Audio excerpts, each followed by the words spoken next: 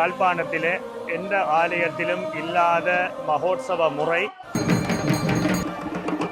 உலகத்தில் அநேகமாக இப்படி ஒரு கொடியேற்றத்தை காண்றதில்லை. சாமி கொடியேற்றுகின்ற நிகழ்வு நடைபெறும். இங்கே அவ்வாறு இல்லை.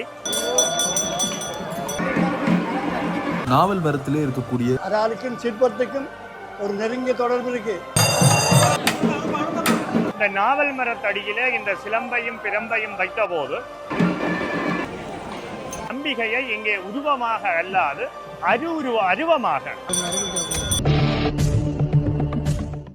அனைவருக்குமே வணக்கம். இன்றைய தினம் நாங்கள் யாழ்ப்பாணம் அராளி ஆவரம்பிட்டி முத்துமாரி அம்மன் ஆலயத்துக்கு முன்னுகிறோம். ஆலயத்தில் அம்மனுடைய இந்த அழகிய பிரம்மாண்டமான அந்த ராஜகோபுரத்தை பார்க்குறீங்க.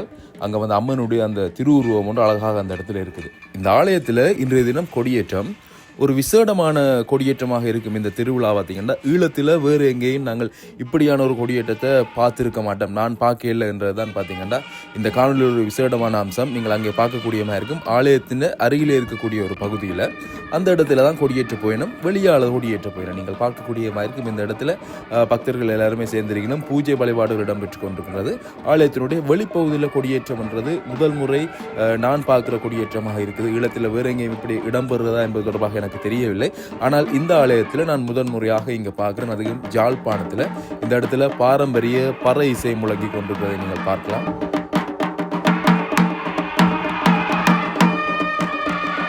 அங்கே அந்த கொடியேற்றத்திற்கான பூஜைகள் இடம்பெற்று கொண்டிருக்கு. நீங்கள் இதில் பார்க்கக்கூடிய இந்த கமுக மரம் தான் இங்கே கொடிக்கம்பமாக பயன்படுத்தப்படுகின்றது, பாவிக்கப்படுகின்றது.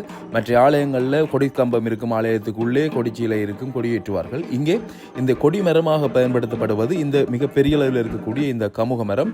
அந்த கமுக மரத்துக்கு தான் இப்பொழுது பூஜைகள் இடம்பெற்று கொண்டிருக்கின்றன. தொடர்ந்து இங்கே இடம்பெறக்கூடிய இந்த நிகழ்வுகளை பார்க்கலாம். இங்கே இந்த கொடிச்சீலை மற்றது அந்த கமுக மரத்திற்கு மேலே கொடியேற்றுவதற்கு அதில் பொருத்தக்கூடிய அந்த பகுதியை இந்த இடத்துல ஒரு குழுவினர் இதை மேற்கொண்டு கொண்டிருக்கிறார்கள். இது தொடர்பாகவும் இவர்களுடைய வரலாறு தொடர்பாகவும் நாங்கள் கேட்டறிந்து கொள்ளலாம்.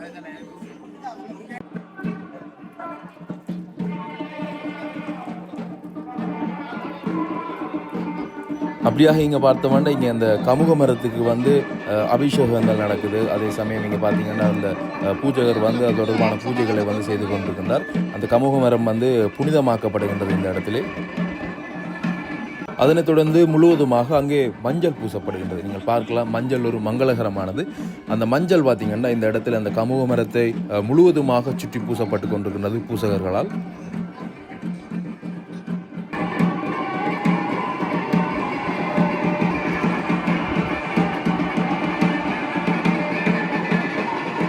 தற்போது பார்த்தீங்கன்னா அந்த கொடிக்கம்பத்தினுடைய மேற்பகுதி அந்த கமுக மரத்தோட இணைக்கப்பட இருக்குது. அது இணைக்கப்பட்டதன் பின்னர் இங்கே கொடியேற்றப்படும். இங்கே பார்க்கக்கூடியமாக இருக்கும் பாருங்கள். அந்த இவர்கள் அங்கே உள்ளுக்கிருந்து செய்து கொண்டிருந்ததை தற்பொழுது இந்த கமுக மரத்தில் கொண்டு அதை இந்த இடத்துல அந்த கமுக மரத்தோடு இணைக்கிறார்கள்.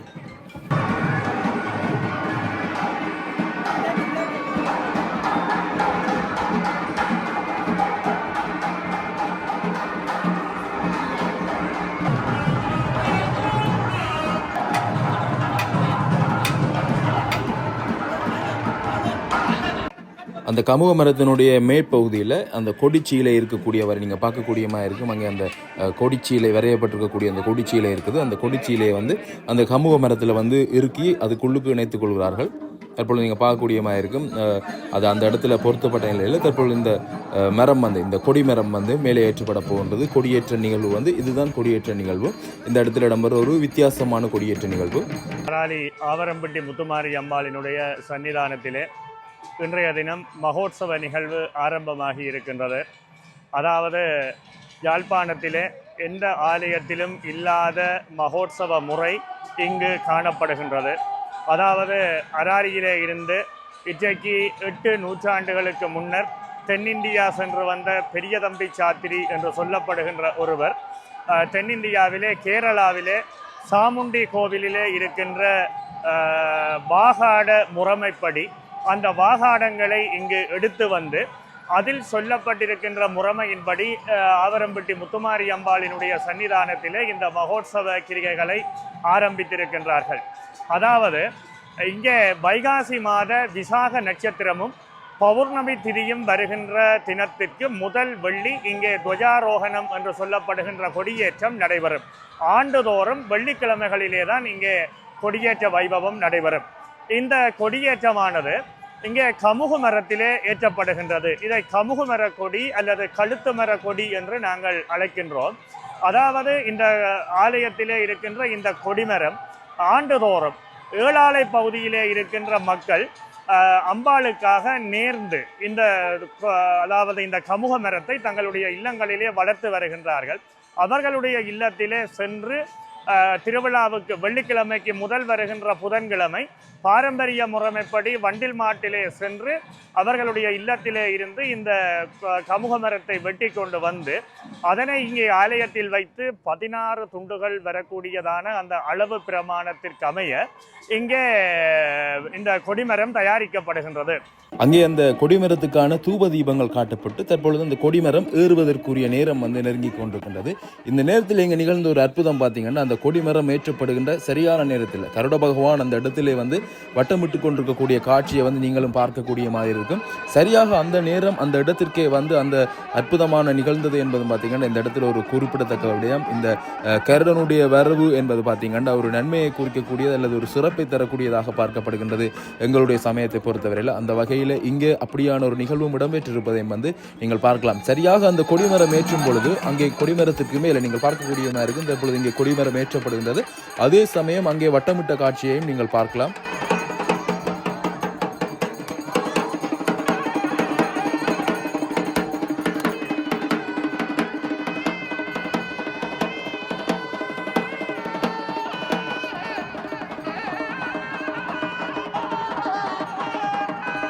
இந்த கொடிமரத்தின் முற்பகுதியிலே கொடிச்சீலை இங்கே 4 வர்ணங்களிலே 4 திசையும் 4 சீலைகள் தைக்கப்பட்டிருக்கின்றன. அதாவது 8 திசைகளிலே பிரதானமான திசை 4: கிழக்கு, தெற்கு, மேற்கு, வடக்கு. இந்த 4 திசைகளுக்கும் 4 அதிபதிகள் இருக்கின்றார்கள். கிழக்குக்கு இந்திரன், தெற்குக்கு யமன், மேற்குக்கு வருணன், வடக்குக்கு குபேரன். இந்த 4 திசையிலும் இருக்கின்ற 4 அதிபதிகளுக்கும் இருக்கின்ற நிறங்கள் அங்கே 4 திசையிலும் 4 வர்ணங்களாக போடப்பட்டிருக்கின்றன. நடுவிலே அம்பிகையினுடைய வாகனமாகிய சிங்க வாகனத்தை குறிக்கின்ற வண்ணமான கொடிச்சீலை அங்கே கீறப்பட்டிருக்கின்றது. இந்த அமைப்பிலே ஆண்டுதோறும் இங்கே கொடி ஏற்றப்பட்டு கொண்டிருக்கின்றது. இந்த கொடிமரத்துக்கு மற்ற ஆலயங்களிலே சுவாமி கொடியேற்றுகின்ற நிகழ்வு நடைபெறும். இங்கே அவ்வாறு இல்லை.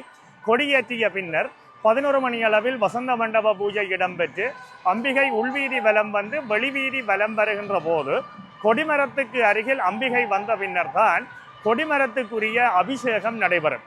இங்கே கொடிமரத்துக்குரிய அபிஷேகமும் சற்று வித்தியாசமானது. மற்ற ஆலயங்களைப் போல இங்கே அஷ்டபலி இடுதல், நவசந்தி பூசைகள் என்பன எல்லாம் இங்கே இடம்பெறுவதில்லை. கொடிமரத்திற்கு படிக்கட்டு அபிஷேகம் என்று சொல்லப்படுகின்ற அபிஷேகம் நடைபெற்று முடிந்த பின்னர் அங்கே அலங்கார தீபங்கள் ஒன்றும் இங்கு காட்டுவதில்லை.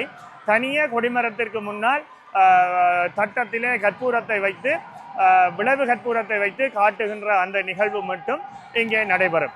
முற்றிலும் மாறுபட்ட ஒரு விதத்தில் இந்த இடத்துல கொடியேற்றம் இடம்பெற்றிருக்கின்றது. அதற்குரிய வரலாற்று கதைகள், சிறப்புகள் எல்லாமே இருக்கின்றன. அதே சமயம் இனித்தான் ஆலயத்துக்குள்ளே வசந்த மண்டபத்தில் பூஜைகள் இடம்பெற போகின்றன.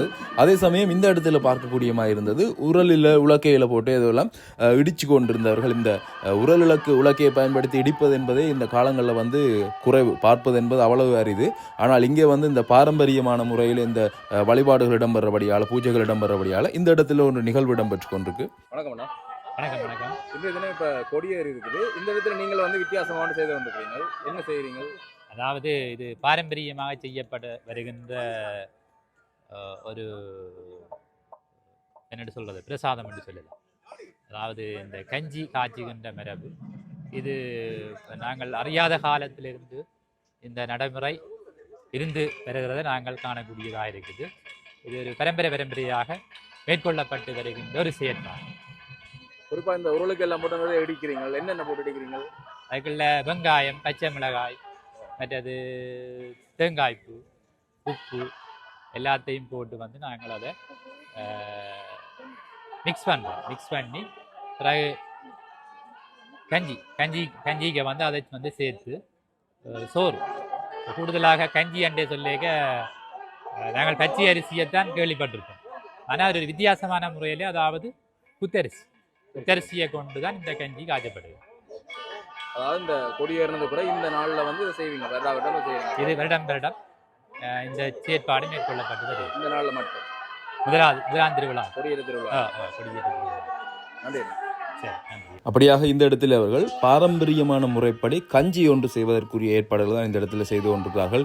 கொடியேற்ற நிகழ்வின் பின்னர் இன்றைய நாளில் வந்து அவர்களுக்கு இந்த இங்கே வந்திருக்கக்கூடிய அடியவர்களுக்கு ஒரு பிரசாதமாக இந்த அம்பிகையினுடைய கஞ்சி வந்து வழங்கப்படும். அதைத்தான் இந்த இடத்துல செய்து கொண்டிருக்கிறார்கள். வணக்கம் ஐயா. வணக்கம் வணக்கம். இன்றைய தினம் இங்கே அராளி அம்மன் கோயிலில் கொடியேற்றம் நடக்குது. மற்ற ஆலயங்களை விட இங்கே ஒரு வித்தியாசமான முறையில் இந்த கொடியேற்றம் நடந்தது. குறிப்பாக உங்களை பார்க்கக்கூடிய மாதிரி பிரதானமாக அந்த இடத்துல செய்திருந்தாங்க. இந்த கொடியேற்றம் சம்பந்தமாக சொல்லுங்க, உங்களுக்கு அதில் என்ன பங்கு இருக்கு? இது தம்பி எங்களுக்கு தெரியாத காலம் தொட்டு அதாவது உலகம் துவங்கின காலம் பண்ணி வைங்க, அந்த காலம் தொட்டு விஸ்வபிரம குலத்துக்கும் இந்த கொடியேற்றத்துக்கும் ஒரு நெருங்கிய சம்பந்தம் இருக்குது. அதாவது இந்த கொடியேற்றத்தில் உள்ள சகல கொடிச்சியில் அதை கீறுறது கட்டுறது எல்லாம் விஸ்வபிரம குலத்துக்கே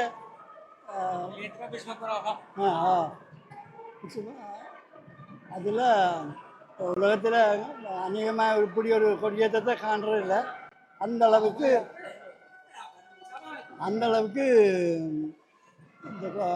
இந்த கோயில் கொடியேற்றம் ஒரு வித்தியாசமாக வருது. இது எங்களுக்கு தெரியாத காலம் தொட்டு இப்படி தான் நடந்து வருது.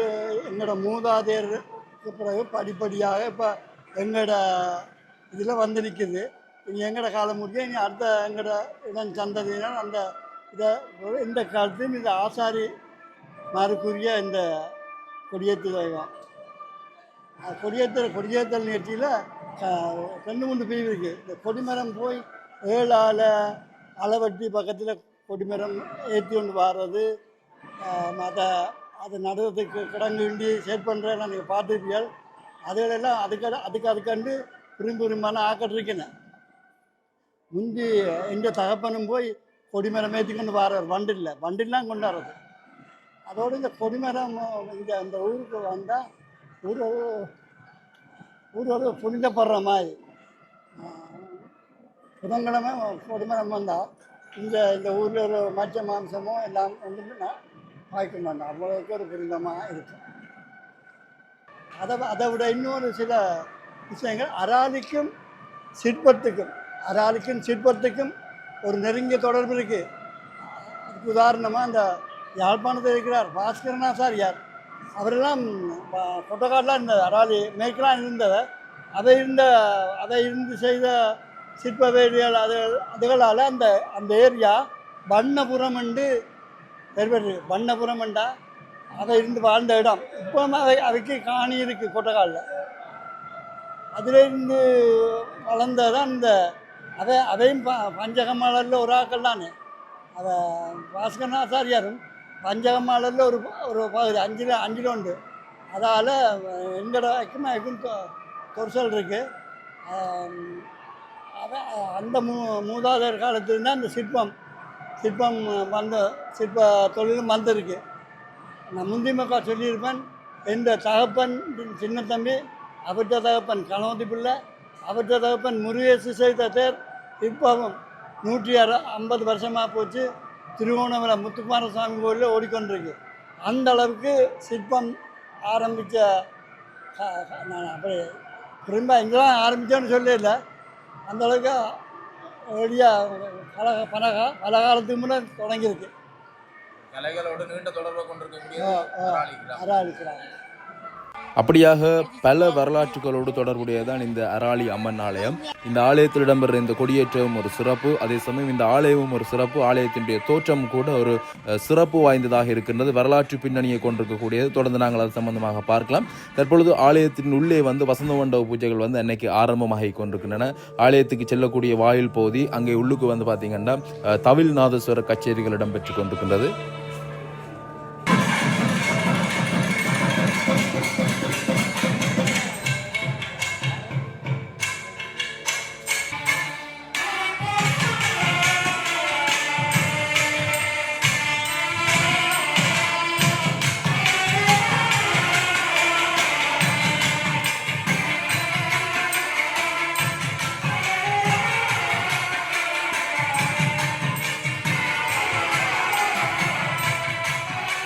ஈழத்தின் புகழ்பூத்த நாதசுர வித்வான்களுடைய தவில் நாதசுர கச்சேரி இந்த இடத்துல சிறப்பாக இடம்பெற்றுக் கொண்டிருக்கின்றது.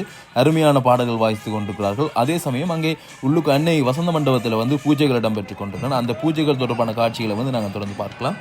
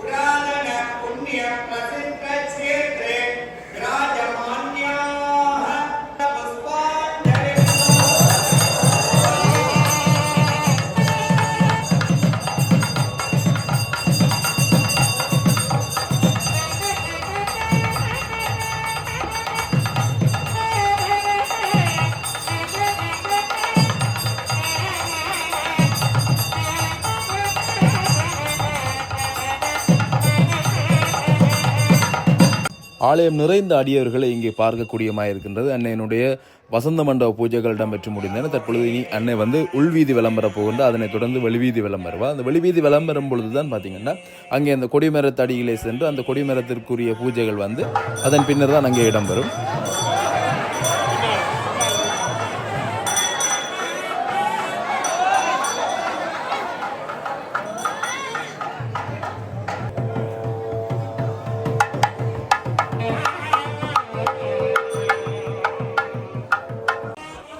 முற்றும் முழுதாக தாமரை மலர்களால் அலங்கரிக்கப்பட்டிருக்கக்கூடிய அன்னையினுடைய அந்த அருகிலே இருக்கக்கூடிய காட்சி அற்புதமான அந்த நீங்கள் பார்க்கக்கூடியமாக இருக்கும் பாருங்கள். அவ்வளோத்துக்கு அழகாக இருக்குது. அந்த தாமரை பூவில் வந்து முழுவதுமாக தாமரை பூவிலே கொடுத்து அங்கே மேலே இருக்கக்கூடிய அந்த தங்க சங்கிலிகள் மின்ன அங்கே அன்னை வந்து அழகாக வந்து கொண்டிருக்கக்கூடிய அந்த காட்சி நீங்கள் பார்க்கலாம் பாருங்கள். அந்த அன்னையினுடைய அழகு திருமேனி வந்து அந்த இடத்துல ஜொலி ஜொலித்து கொண்டிருக்கின்றது.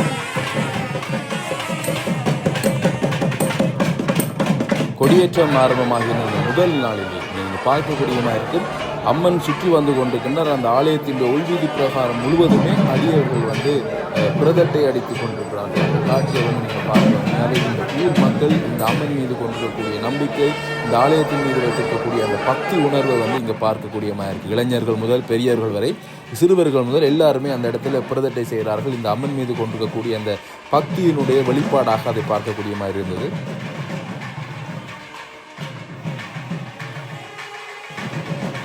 வெளிவீதி விளம்பருவதற்காக தற்பொழுது அன்னை பார்த்தீங்கன்னா ஆலயத்தின் உள்வீதியிலிருந்து வெளிப்பிரகாரத்துக்கு வந்து கொண்டிருக்கிறார். வெளியாலே வந்து கொண்டிருக்கக்கூடிய அந்த காட்சியை பார்க்கலாம்.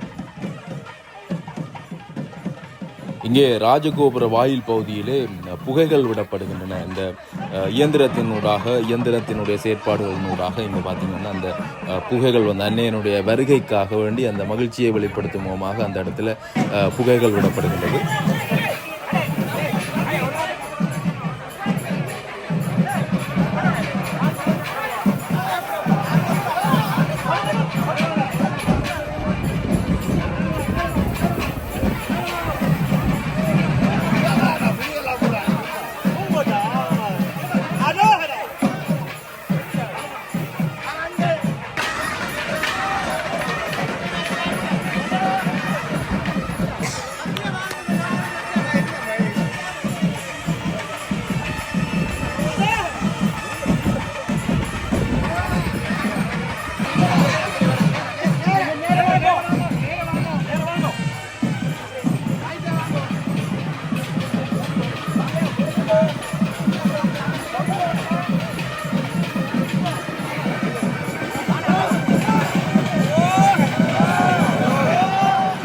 அப்படியாக அங்கே மிக அழகிய அன்னை அங்கே ஒரு பூந்தண்டிகை அமைக்கப்பட்டு அந்த பூந்தண்டிகையிலே அமர்த்தப்படுகிறார். அந்த பூந்தண்டிகையிலே தற்பொழுது ஆலய வழிவீதியை வந்து வலம் வரப் போகின்றார்.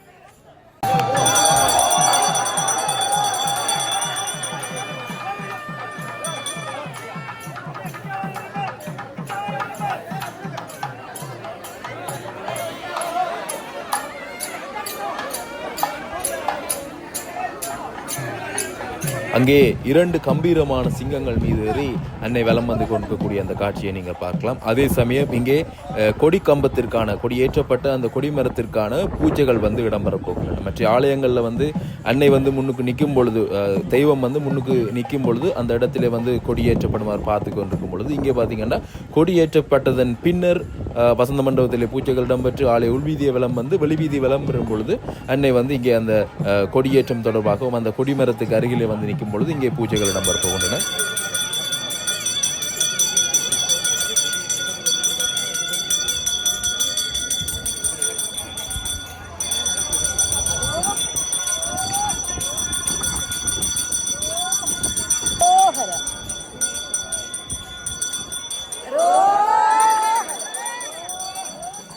அவ்வாறு அங்கே அபிஷேகங்கள் இடம்பெற்று முன்னர் சொன்னது போலேயே விளைவு கற்பூரத்தின் மூலம் இந்த இடத்திலே தீபம் ஒன்று காட்டப்படுகின்றது. அந்த தீபத்துடன் இங்கே பூஜைகள் நிறைவு அடைகின்றன. நீங்கள் அதை பார்க்கக்கூடியமாக இருக்கும். அதே சமயம் அங்கே அன்னை பார்த்து கொண்டிருந்த அன்னை இந்த பூஜைகள் நிறைவடைந்ததும் அங்கே தொடர்ந்தும் ஆலயத்தினுடைய வெளிவீதியை விளம்பருவதற்காக அங்கே சென்று கொண்டிருக்கக்கூடிய அந்த காட்சியை வந்து நீங்கள் பார்க்கலாம்.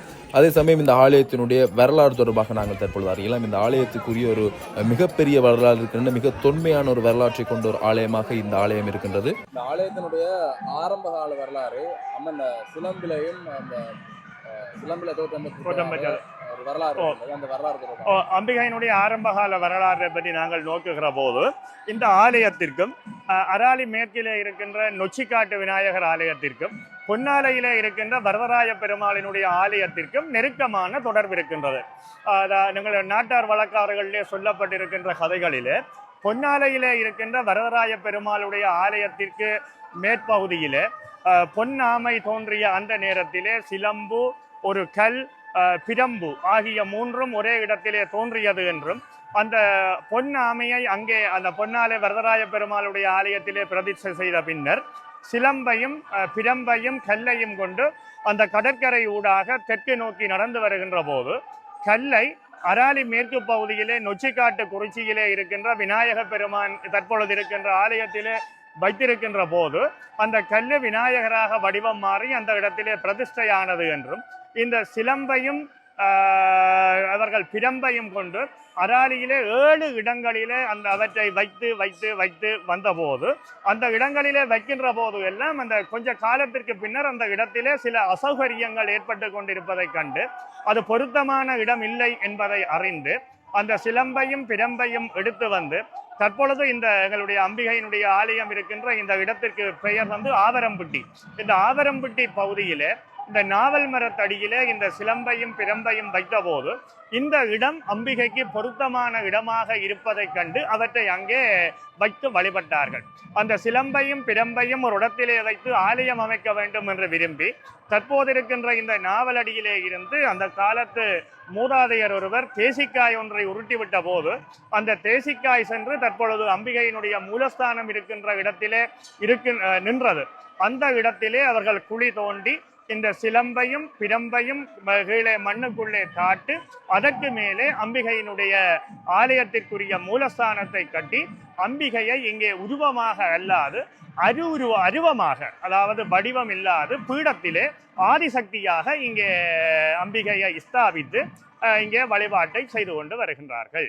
அந்த வழிபாடு இற்றவரையும் நீடித்துக் கொண்டு இருக்கின்றது. ஆலயத்தினுடைய ஆரம்பகால வரலாறுகளோடு தொடர்புடைய இடம், அதாவது இந்த இடத்துல தான் முன்னர் இந்த ஆலயம் வந்து ஆரம்பிக்கப்பட்டது. அன்னையினுடைய வழிபாடுகள், அருவுருவ வழிபாடுகள், அதாவது உருவமற்ற அன்னையை வந்து வழிபட்டு கொண்டிருக்கக்கூடிய அந்த வழிபாடு வந்து இந்த இடத்துல மேடை அமைத்து வழிபட்டிருக்கிறார்கள். அந்த இடம் வந்து இப்பொழுதும் இங்கே இருக்கின்றது, நீங்கள் பார்க்கக்கூடியமாக இருக்கும். தனியான ஒரு ஆலயமாக சிறப்பாக இந்த இடத்துல இருக்கின்றது, நீங்கள் பார்க்கக்கூடியமாக இருக்கும். அங்கே மேடைகள் அமைக்கப்பட்டிருக்கின்றன. அந்த இடத்திலே உருவங்கள் எதுவும் இல்லை.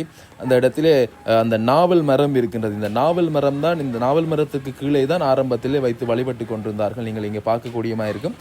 அந்த இடத்துல வந்து அலங்கரிக்கப்பட்டிருக்கின்றன. நாவல் மரத்துக்கு சுற்றி பார்த்தீங்கன்னா அங்கே சேலைகள் எல்லாமே அணியப்பட்டிருக்கின்றன. அன்னையை அந்த இடத்திலே நினைத்து வழிபடுகிறார்கள். அங்கே பாம்பினுடைய உருவங்களை கூட நாங்கள் பார்க்கக்கூடியமாக இருக்கும். பாம்புகள் வைக்கப்பட்டிருக்கின்றன அந்த மேடையிலே. இந்த மேடையிலே தான் ஆரம்பத்திலே அந்த சிலம்பும் அதோடு சேர்ந்து அந்த சிலம்போடு கொண்டு வரப்பட்டிருக்கக்கூடிய அந்த பிரம்பும் வந்து இந்த இடத்திலே வைத்துத்தான் வழிபட்டிருந்தார்கள்.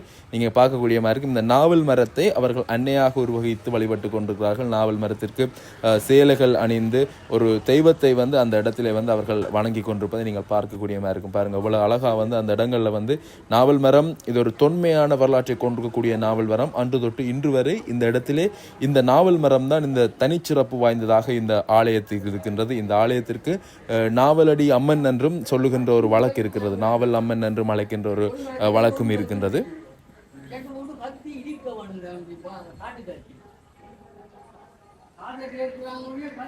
இந்த ஆலயத்திலே இந்த வெள்ளிக்கிழமை மகோத்சவம் ஆரம்பித்தால் காலையும் மாலையும் இங்கே திருவிழா தொடர்ச்சியாக நடைபெற்றுக் கொண்டிருக்கும். தொடர்ந்து இங்கே விசாக நட்சத்திரம் வருகின்ற போது அந்த விசாக கஞ்சி என்று சொல்லப்படுகின்ற கஞ்சியும் இங்கே வார்க்கப்படுகின்றது. புதன்கிழமை, அதாவது வெள்ளிக்கிழமை கொடியேற்றம் ஆரம்பம், தொடர்ந்து வருகின்ற புதன்கிழமை கப்பல் திருவிழா இங்கே நடைபெற்று கொண்டிருக்கின்றது ஆண்டுதோறும். இந்த கப்பல் திருவிழாவுக்கும் ஒரு சம்பவம் இருக்கின்றது. ஒரு சமயம் அராலி கடல் பொங்கி ஊருக்குள்ளே அழிக்க வந்த போது அம்பிகை தன்னுடைய பிரம்பாலே அந்த கடலை தட்டி அடக்கியமையினாலே அந்த அம்பிகையை மகிழ்விக்கும் வண்ணமாக அந்த கப்பல் திருவிழா இங்கே பகல் ஒரு கப்பலிலே அம்பிகையை உட்கார வைத்து உள்வீதி முழுவதும் கப்பலிலே ஆட்டி வெளிவீதி தோளிலே சுமந்து வருவதும், இரவு 3 கப்பல்களிலே அம்பிகையும் விநாயக பெருமான், வள்ளி தெய்வ சேனாநாயகி சமேத சுப்பிரமணிய பெருமான் மூவரும் உலா வருகின்ற நிகழ்வும் நடைபெறுகின்றது. தொடர்ந்து அடுத்த வெள்ளிக்கிழமை, அதாவது திருவிழாவினுடைய 8வது நாள் வெள்ளிக்கிழமை இங்கே மிகப்பெரிய பிலாக்காய் வெட்டு, அதாவது அன்று காலை இந்த கொடிக்கம்பத்திற்கு முன்னாலே 2 கரையிலும் ஏராளமான பிலாப்பழங்கள் வைக்கப்பட்டு அந்த பிலாப்பழங்கள் வெட்டப்படுகின்றது. அன்று மதியத்தோடு அம்பிகையினுடைய உற்சவம் முடிவடைந்து அன்று பின்னேரம், அதாவது 8ஆம் திருவிழாவில் அன்று மாலையிலே இருந்து அம்பிகையினுடைய அதாவது அம்சமாக சொல்லப்படுகின்ற இந்த முகம்மூடி அம்பிகை, அம்பாள், பிள்ளையார், முருகன் ஆகிய மூவரையும் முகம்மூடிகளிலே செய்து கிராம பிரதட்சணம் என்று சொல்லப்படுகின்ற வேட்டை திருவிழா, அதாவது ஊரை சுற்றி வருகின்ற அந்த கிராம பிரதட்சணம் ஆகிய வேட்டை திருவிழா அன்று மாலை நடைபெறும். பின்னேரம் 4 மணிக்கு ஆரம்பிக்கப்படுகின்ற வேட்டை திருவிழா அம்பிகை அராலியினுடைய பல இடங்களுக்கு சென்று இரவு 12 மணி அளவில் ஆலயத்தை வந்தடைவார். கொடிமரத்திற்கு முன்னே இருக்கின்ற தளத்திலேதான் அன்று மாலை பூஜைகளும் அடுத்த நாள் சனிக்கிழமை பூஜைகளும் இடம்பெறும். அடுத்த நாள் அதாவது சனிக்கிழமை இங்கே மிகப்பெரிய பொங்கல்கள் இடம்பெறும். அதாவது இந்த வீதி முழுவதும் ஒரே பொங்கல் பானையாக இருக்கும். இங்கே மக்கள் தங்களுடைய விருப்பத்துக்கு அமைய பொங்கல்கள், பாற்சோறு, கறி, பிரசாதங்கள், மோதகம், வடை, முறுக்கு முதலிய அனைத்தையும் இங்கே மக்கள் தங்களுடைய நேர்த்திக் கடன்களுக்காக அடியவர்கள் செய்வார்கள். அவற்றையெல்லாம் அம்பிகைக்கு இதிலே படைத்து அம்பிகையினுடைய திருவருளை பெற்ற பின் அவற்றை அடியார்களுக்கு எல்லாம் கொடுத்து பரிமாறுவார்கள். அன்று அந்த மிகப்பெரிய பொங்கல் நிகழ்வு முடிவடைந்த பின் அம்பிகை வீதி பிரதர்சனமாக வந்து ஆலயத்திற்குள்ளே சென்று வந்த பின்னர் கொடிக்கம்பத்தில் இருந்து தளத்துக்கு செல்லும் பகுதி வரை திருவூஞ்சல் வைபவம் இடம்பெறும். அம்பிகைக்குரிய திருவூஞ்சல் பாக்கள், அதாவது சுன்னாகம் குமாரசாமி புலவரினாலே பாடப்பட்டவை. அந்த பாக்கள் இங்கே இசைக்கப்பட அம்பிகை மெல்ல மெல்ல ஆடி ஆடி திருத்தலத்துக்கு செல்வார். அதன் பின்னர் கொடியிறக்கம் என்று சொல்லப்படுகின்ற அந்த வைபவம், அதாவது இன்று ஏற்றப்பட்ட இந்த கமுகு கொடிமரம் கீழே நிலத்திலே மண்ணை வெட்டி அந்த கமுகு கொடிமரத்தை தளத்தை நோக்கிய வண்ணமாக சரித்து கொடியிறக்குகின்ற அந்த வைபவம் இடம்பெறும். இந்த 9 நாளும் அராலி கிராமமே திருவிழா கொண்டது போல மிகப்பெரிய ஒரு கோலாகலத்தோடு பெரிய அம்பிகையினுடைய அந்த திருவருள் எல்லோருக்கும் கிடைக்க வேண்டும் என்ற அந்த மிகப்பெரிய எண்ணத்தோடு அராலி கிராமமே விழாக்கோலம் பூண்டு இங்கே சிறப்பாக இந்த திருவிழாவை கொண்டாடி கொண்டிருக்கிறார்கள். அந்த வகையிலே இன்றைய தினம் இந்த அம்பிகையினுடைய கொடியேற்ற வைபவத்தினுடைய திருவருள் எல்லோருக்கும் கிடைக்க வேண்டும் என்று நாங்கள் வேண்டி பிரார்த்திக்கிறோம். காணொலியை பார்வையிட்ட உங்கள் அனைவருக்குமே நன்றி. காணொலி தொடர்பான கருத்துக்களை தவறாது கீழே தெரிவியுங்க. மற்றும் ஒரு காணொலியில் உங்களை சந்திக்கின்றேன். நன்றி, வணக்கம். என்னுடைய இந்த தளத்திற்கு முதல் முறையாக வந்திருக்கக்கூடியவர்கள் சேனலை சப்ஸ்கிரைப் செய்து உங்களுடைய ஆதரவை தாருங்கள். நன்றி, வணக்கம்.